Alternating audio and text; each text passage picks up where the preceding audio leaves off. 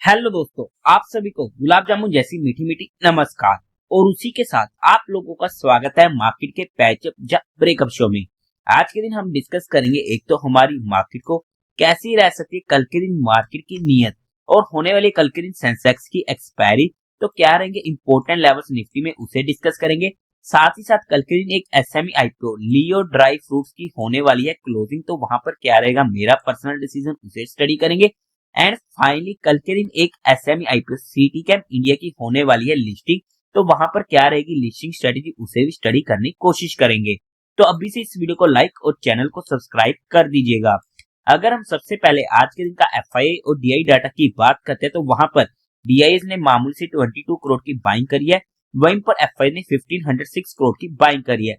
Finally FII की तरफ से हमें एक बाइंग का फिगर देखने को मिला है, बट आगे किस तरीके से आते हैं इनके फिगर्स, वो एक इंपॉर्टेंट क्राइटेरिया होगा मार्केट में आगे की मूवमेंट के लिए। बट ओवरऑल में एक अच्छा खासा बाइंग साइड का फिगर हमें देखने को मिलने वाला है। अब अगर हम आईपीओ की बात करते हैं, तो कल के दिन क्लोजिंग होने वाली है Leo dry fruit and spices SME IPO की।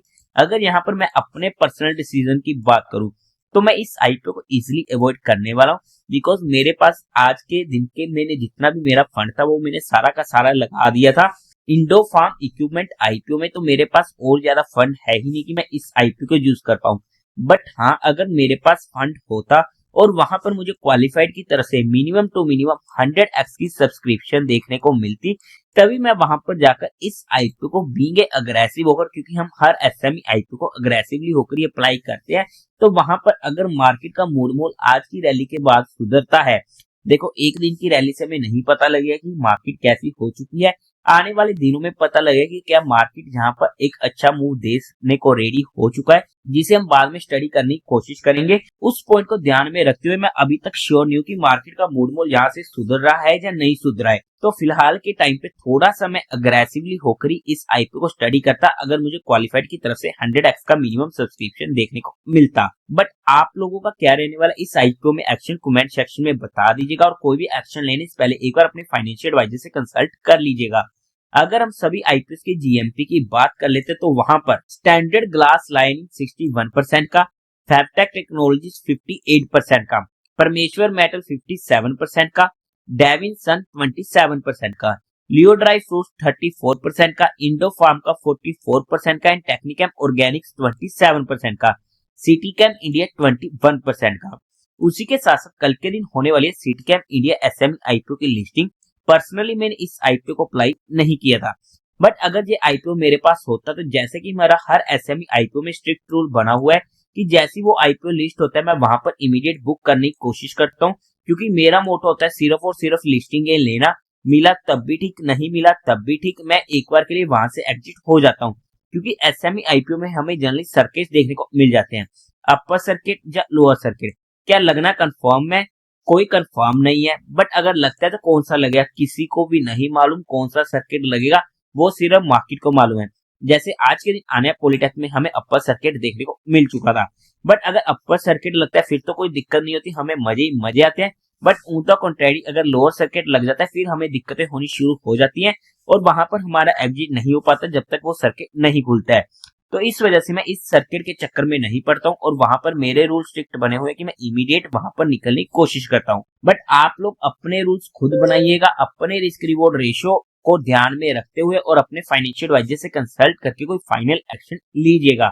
अब अगर हम हमारी मार्केट की बात करते हैं, तो उससे पहले आप लोगों को म्यूचुअल फंड में या इंश्योरेंस सेगमेंट में किसी भी तरीके कोई भी हेल्पलाइन की जरूरत है, या आप लोग चाहते हो कि being a mutual fund distributor हम आपका पैसा मैनेज करने में आपकी हेल्प करें, तो आपको डिस्क्रिप्शन में मेरा फोन नंबर मिल जाएगा, आप मुझसे कांटेक्ट कर सकते हैं। अब अगर हम हमारी मार्केट की बात करते हैं, ये हमारे लिए स्पोर्ट थी, जहां पर मार्केट आती है और वहां से में एक अच्छी मूव मिल चुकी थी। ये हमारे लिए रेजिस्टेंस था, मार्केट इसको क्रॉस करती है, इट्स ओके, हमारा 30 पॉइंट का स्टॉप लॉस हिट हुआ, जहां पर सस्टेन करी, और यही रेजिस्टेंस हमारे लिए बन चुका था सपोर्ट।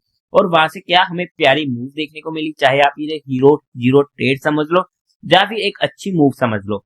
बट अगर हम इसको डेली कैंडल चार्ट पे देखते हैं कल के लिए स्पेशली, तो वहां पर आप चेकआउट करो, मार्केट एग्जैक्टली आ चुकी है अपनी 50 की मूविंग एवरेज पर। 24,220 के पास की वो 50 की मूविंग एवरेज होने वाली है, या फिर हम राउंड ऑफ में मान लेते हैं 24,250 का लेवल हमारे लिए रेजिस्टेंस लेवल होने वाला है। मार्केट में नई रैली आने के लिए जहां पर इस लेवल को क्रॉस करना जरूरी है। अगर मार्केट इस लेवल से रिवर्सल लेते तो हमें वहां पर दिक्कतें देखने को मिल सकती हैं। बट अगर मार्केट इस लेवल को क्रॉस करके निकलती है, चाहे कल के दिन ना निकले, आने वाले अल्ट्रा शॉर्ट टर्म पीरियड में अगर मार्केट इस लेवल को क्रॉस करके निकलती है तो वहां पर हमें ऊपर की साइड एक स्विंग का मौका देखने को मिल सकता है और वहां पर हमारे पास 24,800 तक के लेवल खुल जाएंगे, या फिर हम राउंडों में 25,000 बोल सकते हैं, जहां तक भी मार्केट आ सकती है। बट उसके लिए मार्केट को अपना मेजर रजिस्टर, जो इसका मेजर हर्डल होने वाला है 24,250 का, उसे क्रॉस करना पड़ेगा। उसके ऊपर ही हमें मार्केट में नया स्विंग का मौका मिलेगा। अगर हम सपोर्ट की बात करते हैं तो जिस तरीके से मार्केट ने आज के दिन निकाला है, तो वहां पर हमारे लिए अब मेजर सपोर्ट का काम करेगा ये वाला लेवल 23,880 का लेवल। अगर मार्केट इसके नीचे जाता है तो हमें मार्केट में फिर से दिक्कतें भी देखने को मिल सकती है। एनीवे, अगर हमारी कहीं पर भी एंट्री होती है तो हमारा स्टॉप लॉस 30 पॉइंट से ज्यादा का किसी भी सिनेरियो में नहीं होना चाहिए।